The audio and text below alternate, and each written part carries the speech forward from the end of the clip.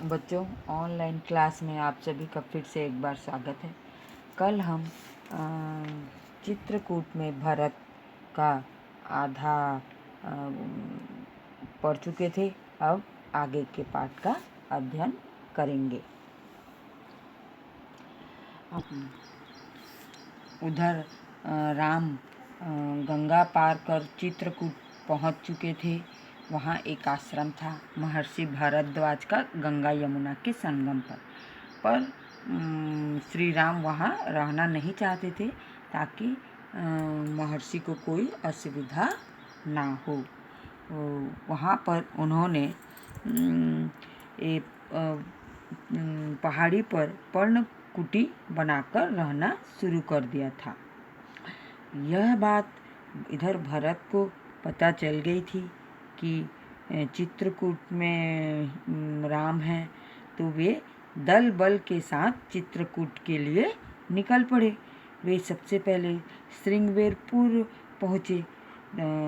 वहाँ श्रृंगवेरपुर में निषाद राज गुह को ये इतनी बड़ी सेना देखकर कुछ संदेह हुआ, और जब उसने स्थिति का पता चला कि नहीं, ये भगवान राम पर आक्रमण करने नहीं बल्कि उनसे मिलने के लिए जा रहे हैं, तब उन्होंने सेना के गंगा पार करने के लिए 500 नावें जुटा दी। और इस प्रकार वो लोग वहाँ चल पड़े आगे चित्रकूट के लिए। वहाँ महर्षि भारद्वाज का आश्रम था। अयोध्या वासियों ने वहाँ रात हो गई थी, तो इसलिए उस रात आश्रम में ही उन्होंने बिताई कि, और उन्हें उनके मन में ये संतोष था कि हम जल्द ही अब श्री राम से मिल चुकेंगे। तो फिर आगे घना जंगल था, और जब सेना वहाँ पे चल रही थी तो खलबली मच रही थी, बहुत आवाज़ें हो रही थी, शोरगुल हो रहा था। तो ये जब राम के पर्णकुटी के पास पहुँचे तो इस कोलाहल को लक्ष्मण ने भी सुना। तो वे एक ऊंचे पेड़ पर चढ़कर मामला जानने की कोशिश करने लगे, और उन्होंने इतनी बड़ी विराट विशाल सेना को आते देखा अपनी ओर।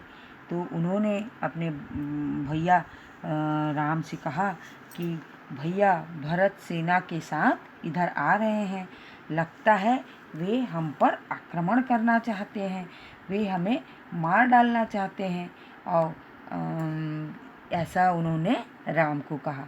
इतना सुनकर राम भी कुटिया से बाहर आ गए। बोले, भरत हम पर कभी भी हमला नहीं करेगा, वह हमसे मुलाकात करने आ रहा होगा, हमसे भेंट करने आ रहा होगा। तो भेंट करने आ रहा होगा।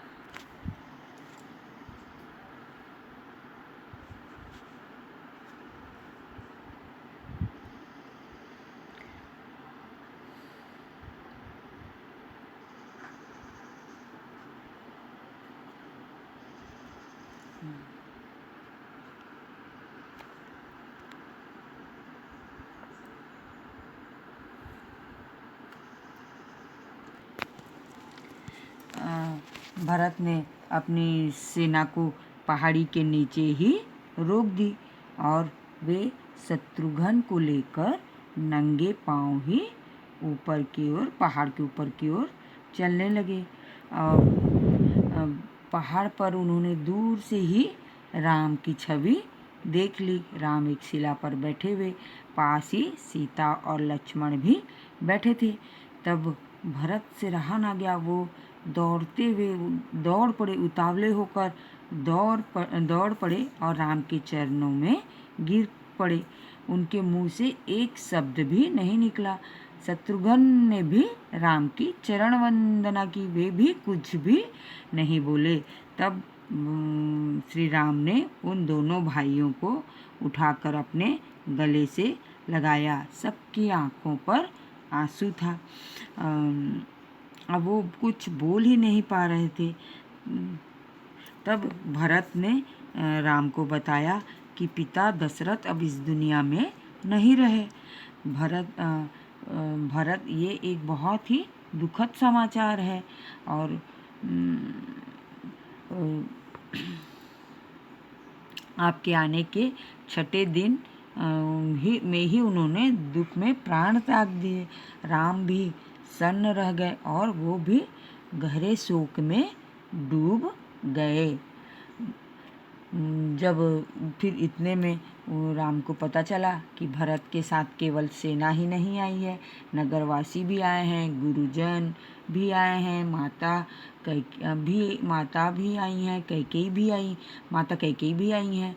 राम लक्ष्मण फिर सबसे वहाँ से उतरकर, पहाड़ से उतरकर उनसे भेंट करने आए, सबसे स्नेह से मिले। सीता को तपस्विनी के वेश में देखकर माताएं दुखी हुई। राम ने कैकेयी को प्रणाम किया सहज भाव से। उनके मन में कोई भी भेद नहीं था। और इसमें कैकेयी को अपने किए पर पछतावा हो रहा था। तब फिर अगले दिन भरत ने राम से राज ग्रहण करने का आग्रह किया। राम ने भरत का आग्रह स्वीकार नहीं किया। महर्षि वशिष्ठ ने भी कहा कि तुम्हें अयोध्या लौटकर अपना दायित्व निभाना चाहिए। इसी में ही भलाई है, इसी में ही कुल का मान है और ज्येष्ठ पुत्र ही राज्य का अधिकारी होता है। कहकर पर राम बोले, चंद्रमा अपनी चमक छोड़ दे, सूर्य पानी की तरह ठंडा हो जाए, पर मैं पिता की आज्ञा से विरत नहीं हो सकता। राम किसी भी तरह लौटने को तैयार नहीं हुए। जितना भी उन्हें सभी ने कहा, लेकिन वो अपनी पिता की आज्ञा का पालन करना ही उन्होंने श्रेष्ठकर कहा और वो लौटने के लिए तैयार नहीं हुए। जब राम नहीं माने तो भरत ने कहा, आप नहीं लौटेंगे तो मैं भी खाली हाथ नहीं जाऊंगा। आप मुझे अपनी खड़ाऊ दे दें, मैं 14 वर्ष उन्हीं की आज्ञा से राजकाज चलाऊंगा। भरत के इस आग्रह को राम ने स्वीकार कर लिया। राम की चरण पादुकाओं को एक सुसज्जित हाथी पर रखकर ससम्मान से अयोध्या लाया गया। भरत ने वहाँ उनका पूजन किया और भरत ने कहा कि मैं इनकी रक्षा करूँगा, इनकी गरिमा पर कभी आँच नहीं आने दूंगा। और भरत अयोध्या में कभी नहीं रुके, तपस्वी के वस्त्र पहने और नंदीग्राम चले गए। जाते समय उन्होंने कहा, मेरी अब केवल एक इच्छा है, इन पादुकाओं को उन चरणों में देखूं जहां इन्हें होना चाहिए। मैं राम के लौटने की प्रतीक्षा करूंगा 14 वर्ष, और वो भी सन्यासी का जीवन व्यतीत करने लगे। इस तरह आप लोगों का ये अध्याय समाप्त होता है।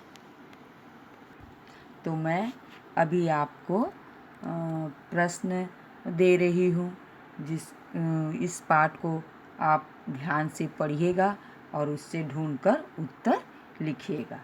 प्रश्न 1, भरत अपने साथियों को किस सपने की बात बता रहे थे?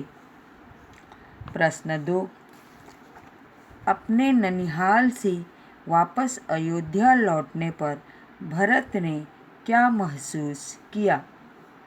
प्रश्न 3, भरत को रानी कैकेयी ने क्या कहा?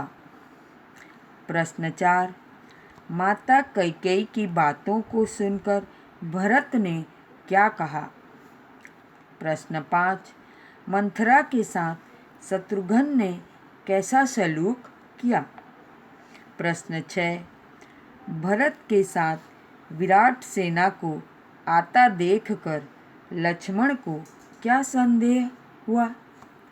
प्रश्न 7, राम के अयोध्या लौटने के लिए तैयार न होने पर भरत ने राम से क्या अनुरोध किया? तो आज के लिए इतना ही। अभी ये पाठ पूरा समाप्त होता है। अगली कक्षा में अगला पाठ का अध्ययन करेंगे। धन्यवाद।